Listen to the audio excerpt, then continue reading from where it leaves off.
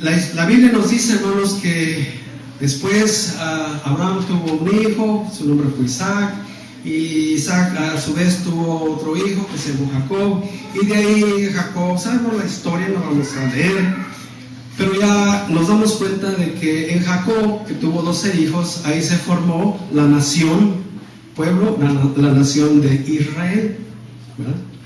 También nos dice la escritura que después de un tiempo, estando en Egipto, se levanta un faraón que no reconocía o no sabía quién era José, y entonces empieza el yugo de servidumbre a asolar al pueblo de Dios. ¿Y fueron esclavos? ¿Por cuánto tiempo? 400 años estuvieron ahí. Pero llegó el momento, hermanos, de que ya habían perdido su fe, pudiéramos decir así. Se les había acabado la fe, su fe estaba pues casi muerta. Pero entonces Dios levanta a un gran hombre, a un gran siervo, a un gran caudillo. Su nombre fue Moisés.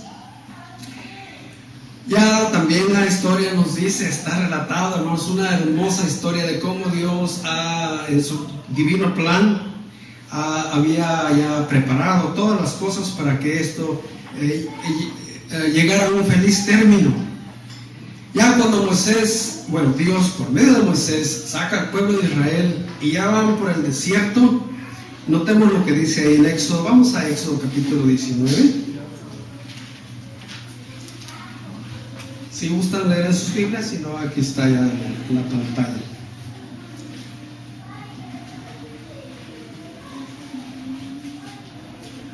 Éxodo 19, 4 al 6 dice: Vosotros visteis lo que hice a los egipcios y cómo os tomé sobre alas de águilas y los he traído a mí. Verso 5: Ahora pues, si diereis oído a mi voz y guardareis mi pacto, vosotros seréis mi especial tesoro sobre todos los pueblos, porque mía es toda la tierra. Salmo 24:1 es: de Jehová es la tierra, su plenitud del mundo y los que en él habitan. Así dice la escritura.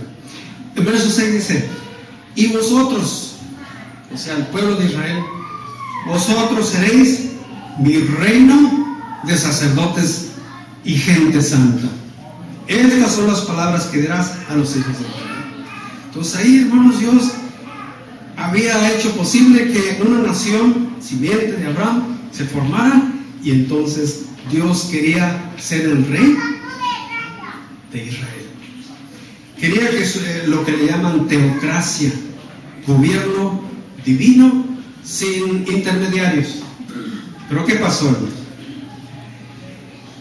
Llega el tiempo de el profeta Samuel, y Samuel sabemos que fue el último juez de Israel.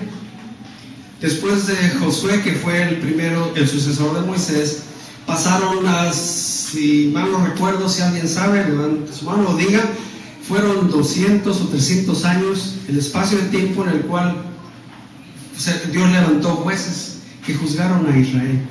O sea que pasaron varios años, cientos de años, hasta que llegó el momento en que Samuel, profeta, Dios le llama, Dios lo usa para que Israel, quien había rechazado a Dios como rey, al profeta Samuel se incomodó, se molestó, pero Dios le dice: no te preocupes, no te han desechado a ti, sino a mí me han desechado. Ve y ponle rey. ¿Quién fue el primer rey de Israel? Saúl. ¿Y fue un buen rey? Al principio. Pero ¿por qué el Señor lo desechó?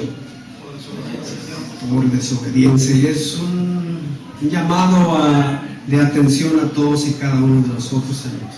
Dios nos ha llamado para que les obedezcamos a su palabra, ¿verdad? Entonces Saúl no permaneció en el reino. Después el profeta Samuel va y unge a otro varón de Israel. ¿Quién fue? David. Lo que ahora conocemos como el rey David. Ahí, hermanos, comenzó una dinastía, conforme a lo que dice, nos enseña la palabra de Dios, que iba a ser un linaje. David era simiente de Abraham, pero a partir de David entonces hubo un linaje una descendencia que en el Nuevo Testamento encontramos que ya no fue uno de los fariseos, saduceos o sectas que leí. No era de la tribu de Leví, de donde salieron los sacerdotes, de donde salieron también los escribas y fariseos y los demás, sino que Hebreos 7:14 dice que notorio es que nuestro Señor nació de la tribu de Judá, y David era de la tribu de Judá, y de ahí parte la descendencia hasta Cristo Jesús. Vamos a ver, no sé si está este pasaje en Salmo 89, donde Dios, habiendo hecho un pacto y una promesa a David, aunque sabemos que la historia de David no fue todo, ¿cómo se dice?, flores y rosas. Sabemos la historia, como él falló, pero lo que Dios le gustó, le pareció, le agradó, es que habiendo cometido pecado, David, en lugar de decir, pues yo soy el rey y yo voy a hacer lo que yo quiera, no, David, ¿qué hizo, hermanos? Reconoció. Se humilló, y en su humillación Dios le perdonó. Y porque había sido un varón conforme al corazón de Dios, había sido obediente, la idolatría no se había introducido en ese tiempo en Dios. Eso fue después con su hijo Salomón, que se desvió. Y bueno, Salmo 89 dice así: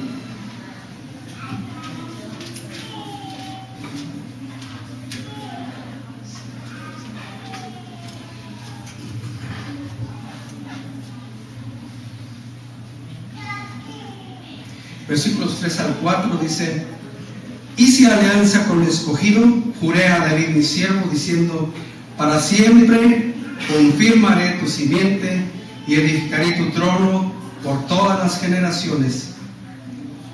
Y ahí, hermanos, el Señor confirma el pacto, y Dios no puede mentir, hermanos. Lo que Él ha prometido, Él lo va a cumplir.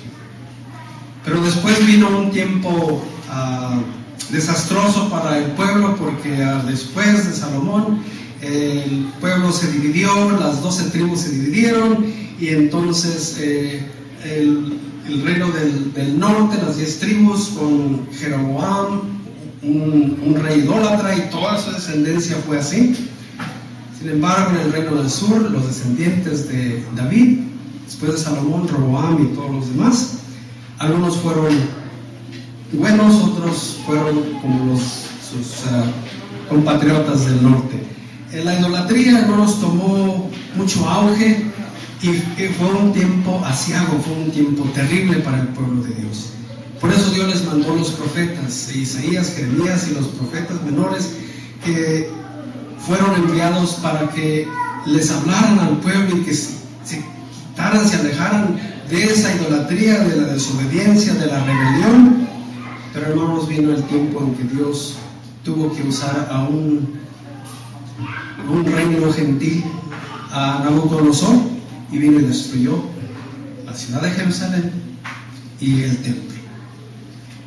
Pasaron muchos años, hermanos, y entonces llega el tiempo cuando el pueblo de Israel, un poquito antes de la venida del Señor Jesucristo aquí en la tierra, estaba en la expectativa. Ellos estaban siendo dominados por el cuarto reino universal de la profecía de Daniel, Roma. Y Roma había puesto en el santuario, dentro del templo, imágenes, efigies de los romanos, que era ofensivo para los judíos. Ellos se sentían oprimidos y estaban en espera, porque las profecías estaban por cumplirse. Esperaban al Mesías prometido.